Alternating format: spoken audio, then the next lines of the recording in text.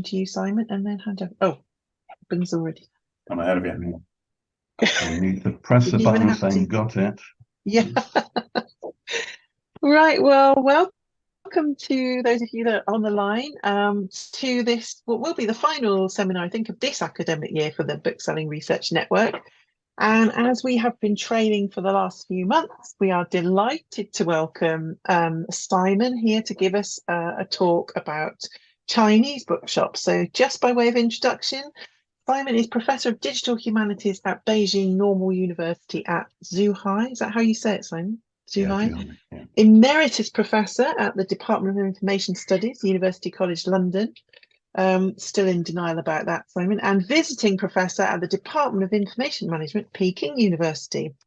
His research focus is digital humanities with specific interest in education, information studies, equality, diversity, inclusion, and the open agenda, and all other things. I think that's a kind of a very, doesn't really sell your full range of expertise, Simon, but you can tell Simon knows a lot about a lot of things. And today he's going to talk to us about the place and importance of books in Chinese society and in the cultural life of the people. Talking about research he's been doing over there in China, which gives new insights so that we can have a better understanding of the relationship between books and what has become known as common prosperity in mainland China. This, he says, in turn feeds into wider societal concerns as it raises questions about the place and purpose of bookstores within the broader social culture. And the growth and development of the Chinese book trade will be covered, but whereas other studies base their findings on data taken from sales and finance, the focus of this talk is going to be on official government publications to give a fresh perspective on the apparent expansion and development of physical bookstores in mainland China. So how does an examination of the government policy regarding booksellers, as set out in the 5-year plans and the laws of the People's Republic of China, help us to understand the importance of literacy and culture in the wider Chinese society? So welcome, Simon, and having positioned that question, over to Well, you. thank you, Sam, for your very, very generous introduction. And I have to say, I miss all my wonderful colleagues at UCL Department of Information Studies. And that was very good introduction. Did I actually write that? Or did you get it from someone? You Did I did write write that? that, Oh, Simon. well, Yes. must have been with help from somebody. Okay, so I'm going to now demonstrate some of my lack of confidence by attempting to share my screen. And I shall pop the display setting over this way. And then what happens is straight away I lose you. So I need to share screen 1. And you should be seeing the title page if I hit share button. That's it. Yes, we can. Yep, Is that you're working? good to go, Simon. Yep. Okay, except I'm not seeing my bit. Oh dear, hold on. Let me just try hitting the other button here. I'm not. Just while we're doing that, just for everyone else's benefit, you should have seen a little pop-up thing that just said that we are recording this presentation. Simon's going to talk for about 45 minutes and then there'll be a chance for questions afterwards. But if you want to put anything in the chat meanwhile, so that you don't forget what your questions are, please feel free to do that. And Eben and I will be monitoring the chat throughout. So. Okay, apologies for the delay. I can't see my notes screen. That's just completely disappeared, and that's what had my script in it. So give us a minute to bring that back up again and attempt to hit that play first, and then display setting, then swap it, and then to share the screen with you. You should have it again. And again, I don't have my script. Sam, help me. Yes. What's happening? Yeah. What's happening to So my... we can see everybody down the side on your screen, but this might be more of an Eben question than a my question. Yeah. Going back to said comment on my technical expertise. Oh, yeah, no, I've got it. I'm back again. We're in business. Let me just check. There we go. We've got it. Yeah. So the title slide, Booksellers and Bookstores in mainland China. And as you mentioned, the age of common prosperity, that's something I came across and that intrigued me. And these slides are available. Everything in there is copyright cleared. I've put a CC license on it. So if you want to put it up online or host it or take it away, that's absolutely fine. And I just need to get rid of the thumbnail. That's it. And away we go. So acknowledgements, because nothing's ever the work of any one single individual. So thanks to my colleagues, Ning Zhang, who's a lecturer at Zhuhai, and also Chen Jing, who's a master's student. They both helped me enormously with all this. So what I really want to do is I want to take you on a brief journey. I want to talk you through how this has happened to me and what I found out. Got a standard structure here. Apologies in advance. I've got lots of nice pictures for you, but there are some fairly formal slides. So a little bit of background, method, a brief history of bookstores and booksellers, not too much detail, because the focus was going to be on government policy, national, provincial, local, and also media publications, media, TV, and newspapers. A little bit of background. Publishing is a completely different topic in PRC China. Any book that's published needs government approval. It's a complicated and lengthy process. I've ordered books for the library here and they have to go through the procedure. So it's not going to be covered here. So I'm limiting this to bookstores and booksellers. I'm also limiting it to mainland China. A note on the bottom to say any of the images that don't have an attribution are mine, so please take them and use them if you wish. Something that I always feel I need to put in here, and this is where I'm coming from, what is positionality. Talking to you as an old white male with all the prejudices that come along with that. But my research reflects really my institutional and academic training and my experience of working in the UK and also the mainland Chinese context. So it is limited in that respect. And my project here at Zhuhai is in collaboration with my two colleagues. I mentioned one who's a junior lecturer, and she has a background in library and information science, and also a graduating master's student. This has allowed research into the government documents, and without my two colleagues, that really wouldn't be possible. I've been a regular visitor, a sandnose, to China for many years now, starting from 2014 and representing UCL in China Scholarship Council Graduate Fair. I really liked that and asked if I could go again. They said yes, yes, yes. As you can see on here, by the time we got to 2017, 2018, 2019, started getting a bit silly, so many trips to China. And then, of course, the pandemic came. All in-person events were cancelled, others were moved online. And I moved to Zhuhai in November of 2020 to start a 3-year contract with Beijing Normal University at Zhuhai. A lot of what I was doing in these trips and visits were making connections with digital humanities centres around China and trying to connect the work that we were doing together and in some way to bring us all a little bit closer together. Sharing culture, sharing heritage, both tangible and intangible. I put on a nice picture here that I hope everybody recognizes as Socrates, and that's just to flag up my academic training. My academic background and training is in classics and classical studies, the study of ancient Greece and Rome. So I use Socrates as a model, and when I'm wanting to do anything, it's all about raising questions for discussion, dialogue, dialectic method, attempting to come up with an answer to something, right? Rather than giving you answers, but to stimulate discussion about the problems. And that also involves questioning our assumptions, what we already know, how do we know what we already know, biases, conscious otherwise, and challenge our different preconceptions. But when I was thinking of this, chatting with my colleagues, and we were wanting to do a small research project to get a publication out of this as well. So coming up with, as we all do, a research question, we were thinking about the importance of literary and culture in the wider Chinese society, and how having an examination of government policy regarding booksellers would help to give these insights in there. And also to look more closely at what's become known as common prosperity. That's something that comes up quite a lot in the reading. And again, how this fits into the place and purpose of the bookstores within the broader social culture. So I'd like to outline the project and then unpack how all this happened and to talk a little bit about what we've discovered.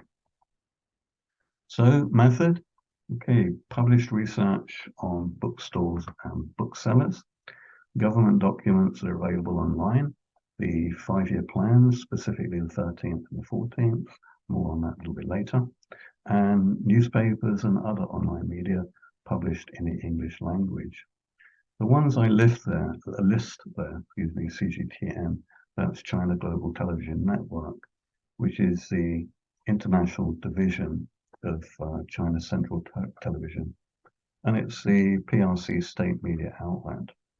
It publishes online as a news channel in English, Spanish, French, Arabic, and Russian, and also as a TV channel with live news and recorded broadcasts. I have it on my cable channel down here. It's one that I'm quite familiar with. China Daily, published in English, both online and as a physical newspaper. I got introduced that when I first started coming to China. It's the one that they always have in the lobbies of fancy hotels for you to take away. People's Daily, it's the official newspaper of the CPC, the Chinese Communist Party, and the websites of this one are in English, but as well as that, Arabic, French, Spanish, and Japanese. What is particularly interesting about these newspapers and media outlets is that they all have Western social media channels. They all have, you'll find all on YouTube, they have Facebook accounts, Twitter accounts, Instagrams, as well as phone apps available on Apple and Google Play. This is an iconic picture of Shanghai. We've got the telecommunications tower there and a picture of me there, just to show that I am actually there. Regular visitor to China since 2014, representing UCL, the China Scholarship Graduate Fair. But since then, been building up a network with China Digital Humanities groups, many invitations to speak at conferences and other events. And just to clarify, this is my third and final year at Beijing University of Zhuhai. And Zhuhai is part of the Guangdong, Hong Kong, Macau Greater Bay Area in that southern part of China. It's one of China's special economic development zones. A couple of years ago, when I was in Shanghai, I came across this. This is Shanghai Tower, the tallest building in China. It's 632 meters, 128 stories. It's the world's first tallest building to architectural top. That means to the top of it without putting a big spike on the top. Unlike the buildings that we have in the UK, it's very much multifunction. It has office space, it has retail, it has leisure space. That little bit up the top there you can see is a viewing platform. It's on the 118th floor. That's ticketed. You need to buy a ticket, you need to pay for it, you need to get in a queue. I checked online and it's currently not available. But I was there about 2 years ago, and rather than going up to the viewing gallery, rather than paying for the viewing gallery, which is ticketed, often closed, people often prefer to go here. And this is a viewing gallery coffee bar in the Guoyong bookstore up on the 52nd floor. And there you can see the views over all of Shanghai, and coffee and some sort of cake. I can't remember what it is.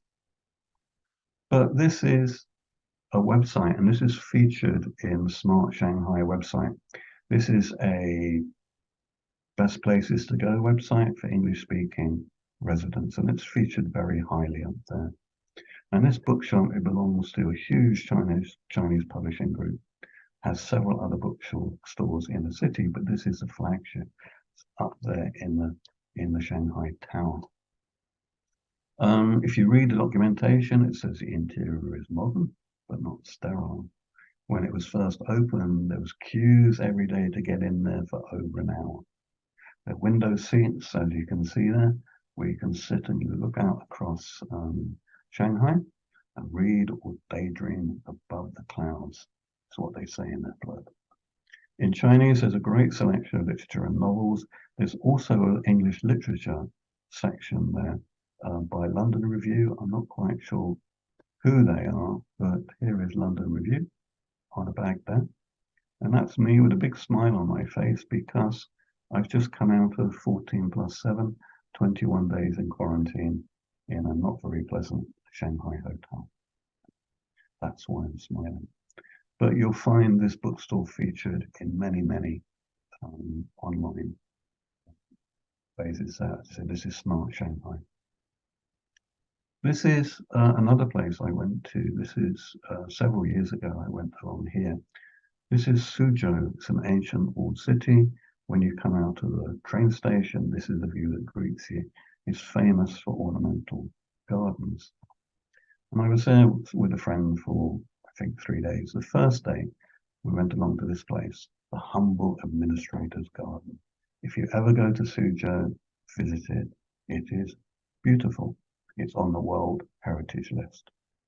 So the next day when we came out, we got a taxi and we were asking to go to this other famous ornamental garden. And the taxi driver said, no, you want to go to Humble Administrator's Garden. So we said, we've already been there. He said, well, you'll be really disappointed if you go to the other ones because that is the really best one. So he said, well, take us somewhere else. So we looked on the places to go at. And we came up with this place. It's light. It's a bookstore. Okay. I've left the people in there, the shot with the people for scale so you can see the monolithic side of this building. I wasn't prepared for this at all. You can find it on TripAdvisor as Light Bookstore. And in China, they really like to rank everything. According to TripAdvisor, it's ranking number 2 out of 99 shopping venues in Suzhou. So it's ranked number 2 for shopping in Suzhou, and it's a bookstore. Yeah. Okay, what's going on? This is my photo when I got to the top up there and we're going into the store. And you can see it's a family venue. There are people there with children, children with their parents, and just people sitting there reading. And yeah, very, very young children there as well. There is the big stairwell going all the way up, which is a mandatory place to have the selfie taken. And I've cropped off everybody else that's to my left, but there's a whole crowd of people sitting on the stairs there. So that's me there on my own. Again, this is featured on a local government website. This is Suzhou government website, and it's described on there as a life museum for reading, inspiration, exploring, and aesthetic pursuing. So it's a multifunctional and multi-venued place, not just about books and buying books. This is my campus. This is a webpage of my campus at Zhuhai, and it is a really outstandingly beautiful campus. It is built around a series of lakes, green fields, and it's surrounded on all sides pretty much by mountains. And as you can see, all across China, all the universities celebrate World Reading Day, April the 23rd. Okay, I was here during the summer vacation in my first year. In the summer vacation, all the students go home, it closes, everything is shut. So Simon gets a little bit bored. They go for walking around. Where can I walk to around from the campus and see what's what in the local vicinity? And I came across this place, the Lakewood Hills. And you've got all these fancy apartments here, they're mostly empty. You know? There's a golf course, you can see the nets up there. If you carry on walking up here for about another 5 minutes, you come across this place. There you go. This is a not quite complete open air venue shopping mall. Not too many people there. That's me on the way in. This is me on the way out. It's all lit up brilliantly, very, very inviting. No one there. It's a bit like a ghost town. It's like the zombie apocalypse. I'm there waiting for the Walking Dead to come marching around there. Right. Carry on a little bit further, and you come to this at the far end. And this is a bookstore. Sam, this is the one I sent you pictures of in those early days of our conversation. Within this pretty much deserted open air mall, where the shops are not fully fitted or anything, there is this bookstore, Joseon Space. I did some research on it. I took it out though. But when you go in there, this is what greets you. Shelf after shelf, full and full and full of beautiful, pristine, untouched, unopened books. Move a little bit through the space, and there's this lovely seating area here. More and more books through to an outside space here. Things for children to play, and a mini grand piano. It's a bookstore. Yeah. A little bit further round, and there's this big video screen showing movies about how wonderful Zhuhai is. And there's a lovely spiral staircase. Well, there's a lift, but the spiral staircase is just so much nicer to go up there. But there's clearly something missing. There's no people there. What's going on? Upstairs, up those lovely spiral staircase, you come across this, and it's an art gallery, art exhibitions. At the far end, there's beautiful seating, again overlooking the outside views there. And I did find two people. This is behind one of the walls at the end there. It's like a long desk seat, so it can be used as a meeting room, conference room. In this case, just two people sitting there reading. I asked this lady here, does the young girl belong to you? Because I'd like to take a photo of the room. And she said no. So the young girl there looks like she's doing her schoolwork, is clearly on her own. So I asked her politely if she could face the other way so I could take the picture. She originally thought I wanted to take a photo of her, but I was trying to say I didn't want her face in the photo for privacy reasons. So I managed to find two people in there. Back downstairs, there's this long coffee bar. No barista in sight, nobody in sight at all. I did go back a few months later. I did manage to get a coffee in there. And I think I already mentioned the white baby grand piano, but here's a nicer picture of it. Outside, it has its own seating area, again, landscaped, fitting in, and this is part of the bookstore. So something to think about. When I saw that big bookstore in Suzhou, I went to the Shanghai Tower, but when I came to this place, it really started me thinking, what's happening, right? And that's really what prompted the research and the discussion with Sam. And I have to say, Sam also was listening to your inaugural lecture that did prompt me to come and pursue this further. This is the stones with the name of Zhuhai University on it, surrounded again by mountains, all looking pretty. We have our own campus bookstore. These used to be accommodation. You can see washing machine and hanging up your laundry up there on the balconies, right? This is a campus bookstore.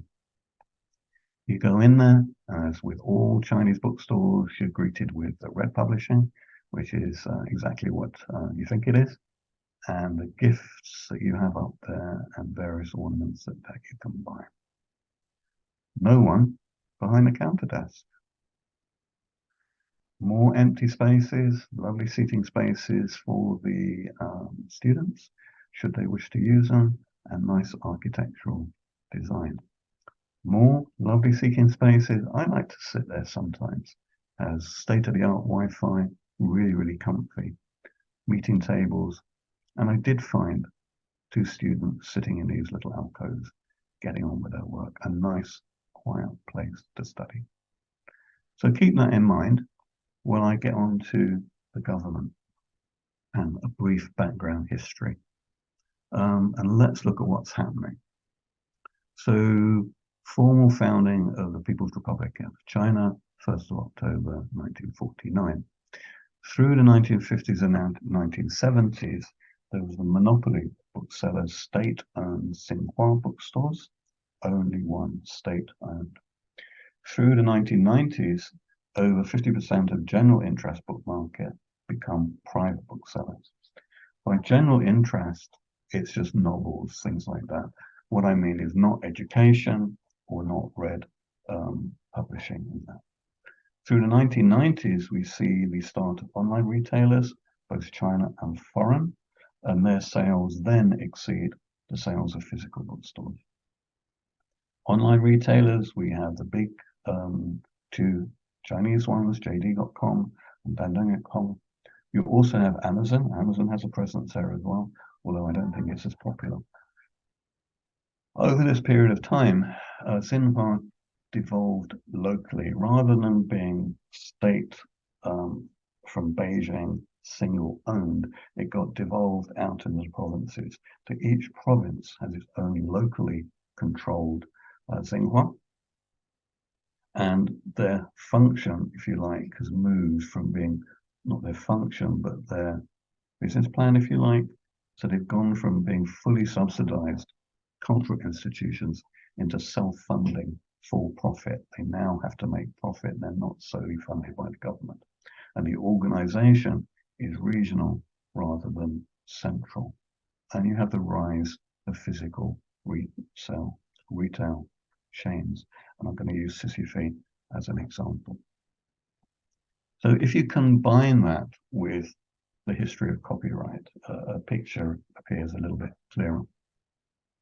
The political changes are not going to be covered here in this talk, but they do clearly influence bookstores and booksellers if you think about copyright and intellectual property. China has a long history of copyright, going all the way back to the Song Dynasty, more than 1,000 years. On Chinese documents, you see those red stamps on the end, and at that time we started to find ones that said, these are private, you may not copy them without asking permission. Government official code was first introduced in 1910, updated in 1915. The nationalist government of 1928 introduced copyright law and regulations for books, music, paintings, photographs, engravings, and other models. With the introduction of the PRC in 1949, all these statutes were abolished. Just a little bit reminiscent of the UK government trying to dump all the EU regulations, I guess. 1918, PRC joined the World Intellectual Property Organization. 1991, copyright law rules implementation revised in 22. 1992, China accession and entry to Berne Convention. 2001, joined the World Trade Organization. Members must have IP protection in the national laws. And it's something that of great interest to the current government. And China has its own national intellectual property association, and there you see the president there always featuring very strongly on that to protect trade. So the move to selling online in China, if you remember, going back to, if you can remember or read the books going back to 2003, you had the major SARS outbreak in China and Japan, which increased online sales. Exactly the same thing happened with COVID, and more so now you've got the restrictions on movement, which has a similar effect. So how do physical bookstores survive? Right? It appears that they tend to morph into becoming a community enterprise. Sisyphe, the reason I'm using that as an example is they have the highest turnover, and they're locating their stores in shopping malls. Overview of helping to promote public education, enlightenment, well-being. And you start seeing this government, or in government documents and other documents, this phrase, common prosperity. Bookish society is an interesting one because that's sort of like a machine translation. And one of my colleagues actually really likes that. I quite like bookish society, but a more correct translation would perhaps be to create a nation of avid readers. Yeah. Physical bookstores, they're generally referred to, or generally, or pretty much always, as bricks and mortar bookstores to distinguish them from online ones. And again, there's a movement towards integrating the activities more than just a bookstore. They're places, as we see in the West as well, for reading, social activities. They're encouraging people to stay longer in a bookstore, coffee in a bookstore, buy gifts in a bookstore, read books in a bookstore, and also to develop relationships with commercial shopping malls. This is something that Sisyphe has done very, very successfully. In that way, they're allowed discounts on a rent, and they're given advantageous positions, because the shopping malls want people to stay in a shopping mall longer. So by having a bookstore in there with all these activities is encouraging people to stay in a shopping mall, in a commercial shopping mall, longer. And we see a growth of many, many private stores, individually owned stores that are not part of a chain. We also see the growth of what's described as hybrid bookstores. Okay, keywords here, cloud computing, okay, Internet of Things. I guess what they're getting at is integrating apps, data collection, preferences, sort of things that you see in online shopping, and bringing those technologies into physical bookshops. And of course, everything has to have artificial intelligence these days, doesn't it? Sisyphus model. Have a situation where profit margins are falling because of competition, the discounts for online retailing. And many of the malls are cooperating to increase the retention of the customers, to get them literally to spend more time in the mall. Shopping malls in China, if you go to China, go to shopping malls, nothing like them in the UK. But there are different levels, and I put them in 3 levels. You've got the very fancy ones, which have got Prada, Gucci, Rolex. The ones where you go to look at, you don't actually buy anything. They're the medium ones, the ones that got shops where you actually buy them. And you've got the lower level ones. These are the ones you only go into if it's raining, to get out of the rain. And Sisyphe positions itself in the mid-level malls and builds up relationships with them, with a focus on customer exploring. This is my local, one of my local shopping malls, and this is a local Sisyphe there. And you can see it has, a thing about Sisyphe on here. And it has life is short and reading is long. So it's a little bit ars longa vita brevis. The art is long and life is short. So they're using that there as well. But the layout is pretty much always the same. In their gifts, children's reading off there to the left. You can also find them on the tourist sites here. This is a Visit Beijing website. It's my translation software has changed the name on there, but it's Sisyphe. You can find Sisyphe on YouTube, and you'll see they all have very, very similar. They generally go for these beautiful bay windows, except for my local one. And if you see up here, participate in local spiritual life. This is a strong message that they put out there. All these stands in there all have these graphs written around there, and this one is a bookstore is not a luxury, but one of the necessities, which should be familiar to all of us in the UK, the COVID lockdowns where we wanted to have bookstores classified as a necessity. They all have the children's reading area, encourage parents, grandparents, whoever, to sit and read, and there's a reading area at the far end there. It's got my back to me for privacy, but this is, I'm standing right by the people they're reading, looking way back down the store. And they have reading seats here for people to sit and read. They have a coffee bar that's as big as a Starbucks in this shopping mall. They have the mandatory gifts. But where's all this come from? There's no people there buying books. Yeah? What's happening? This is where we get to the government legislation and government policy. And there has been specific legislation to promote reading and literacy since 2013. There's a regulations for a promotion document was released for comment in 2016.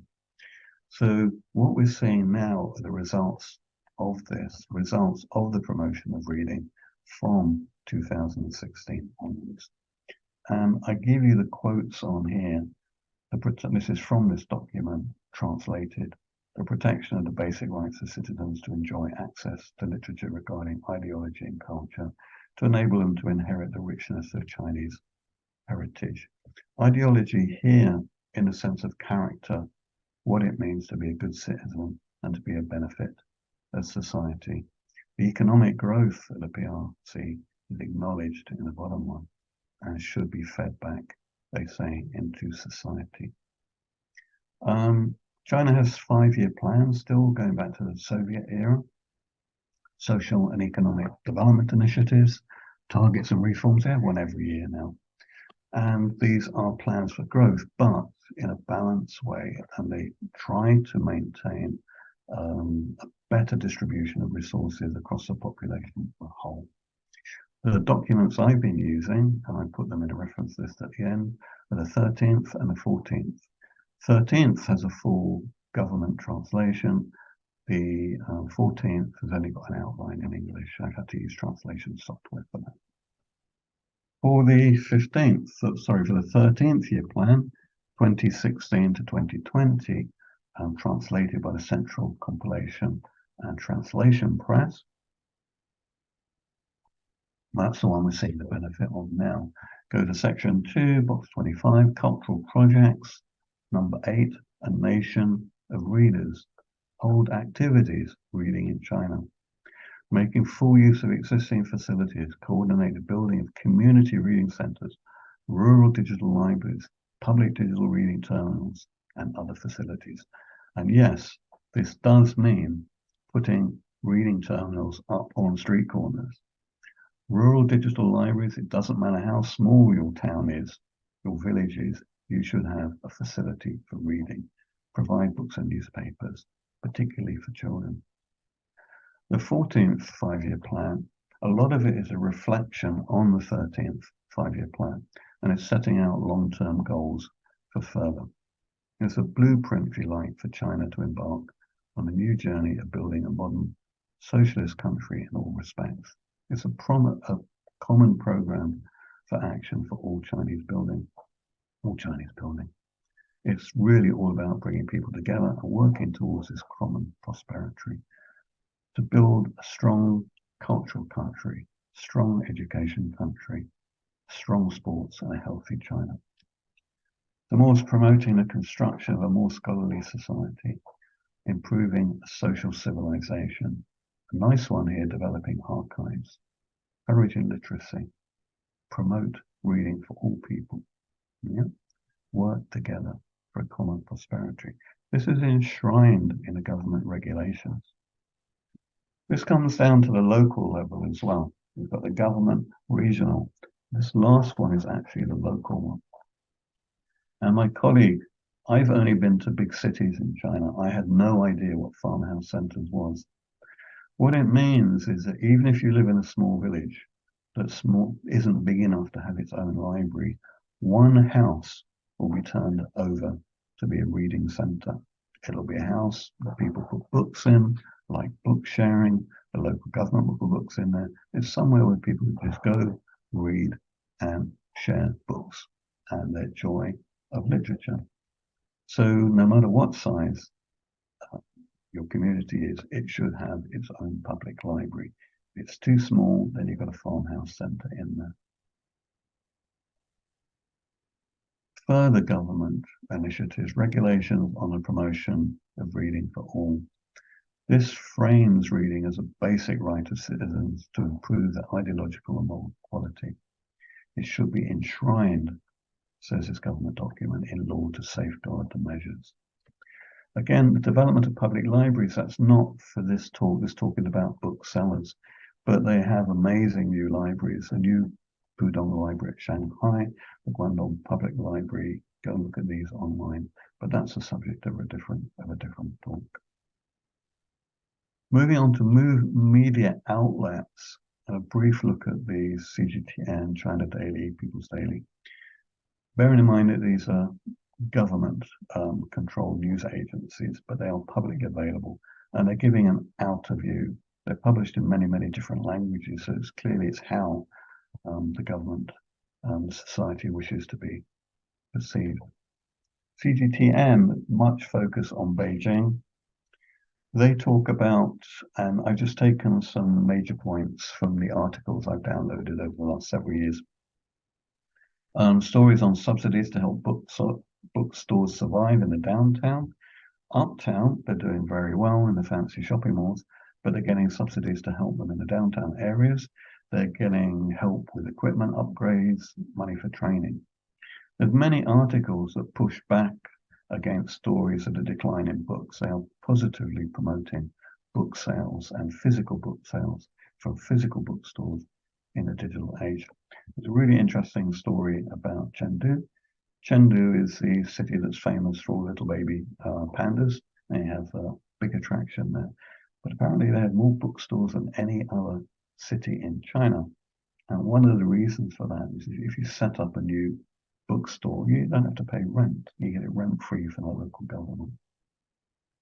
They, of course, acknowledge pandemic and the recovery from the ebook online retail market. But what is interesting is online booksellers apparently having offline outlets. Just reminding me of Amazon in the UK. I have a local Amazon Fresh store.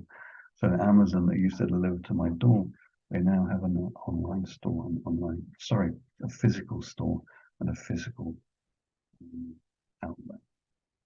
This other one here, post-pandemic crowdsourcing. The bookstores have come up with many, many innovative ways of increasing interest. Save the bookstores, getting celebrities and other media influencers to join and give their support to crowdfunding projects. And a lot of them having to close during the pandemic, they've actually moved to physical bookstores. They've not moved to selling books online, but they've been moved to having online events, streaming live guest speakers and things like that. They also have the occasional story about booksellers in the UK to have a balance, to say, well, it's not only us that have been affected, it's happening elsewhere as well.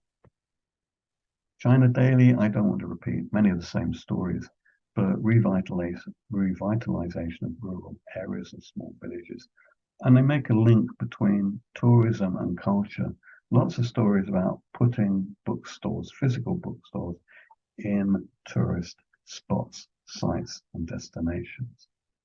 A nice one here, community bookstores, easy access for residents. Everyone should have a bookstore within 15 minutes walk of their home. It's actually the same as a leisure space. 15 minutes seems to be the target. 15-minute walk is healthy for you, but hey, you want your amenities within that 15-minute walk as well. People's Daily, main focus for People's Daily is the Chinese market. It's got much context that are taken from other sources. It's really the international version in Chinese. It's really for Chinese. It appears to be for Chinese overseas. And again, pretty much the same that we've heard in the others. But this one here, reading is not a pastime, but a way to gain wisdom and spiritual sense. I need to say a few more words on Xinhua Net. This is the online version of the Xinhua bookstores. So going from the physical bookstores, they have got an online presence now as well. It's also a news agency. Think of Reuters or somewhere like that. You'll always see the president on the front page, always on there. And the news agency, it is the largest media agency in China, but it was the official state news agency. Set up in 1931 as a Red China news agency. developed during the Sino-Japanese War. Moved to English language in 1944. Think about the date. That's when the West were trying to get support from the Chinese pushing back against the Japanese occupiers.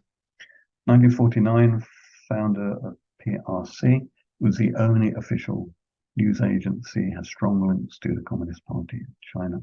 So it has overlapping functions of agency and newspaper. You'll find it's quoted in many, many other outlets, and there's clear evidence of AI robot writing. The other outlets are just pulling or harvesting stories from Xinhua and republishing them in theirs. And this one up here, just its ubiquity. This is the school children's dictionary. Yeah, dictionary, Chinese dictionary for schools in there. So what do we see? Well, the 19th National Congress of CPC pointed out principal conflict in the area. You have a tension between the development of China and the people's need for a better life. You've got improvements in living standard giving rise to increasing demand, but you need to have development, people's need for a better life as well. Changes we see in what bookstores offer and how they operate. A place where you can read, browse, have a cultural experience. They've got cafes, they've got gift stores, but importantly, to be more integrated into people's social life. A place that feeds the spirit and emotional well-being. Think about the Asleep Spectrum Suzhou store, a life museum for reading, inspiration, exploring, and aesthetic pursuing. So looking ahead, what are we looking at here? Hybrid bookstore, more of the cloud computing, Internet of Things, looking towards a more well-read, scholarly society. And it's this one here, cultural self-confidence, to develop the society of avid readers, the bookish culture, to improve what they call cultural self-confidence. And a lot of that is produced through incentives with the bookstores. Reading and civilization, books as the carriers of civilization, an important part in the development of urban and rural industries of prosperity. The quote at the bottom I liked here: the construction of physical bookstores will be incorporated into the National Economic Social Development Plan, into the assessment evaluation system of grassroots publicity, ideology, cultural work, into the assessment and evaluation system of civilized cities, civilized towns and villages, and civilized campuses. This is written into government documentation.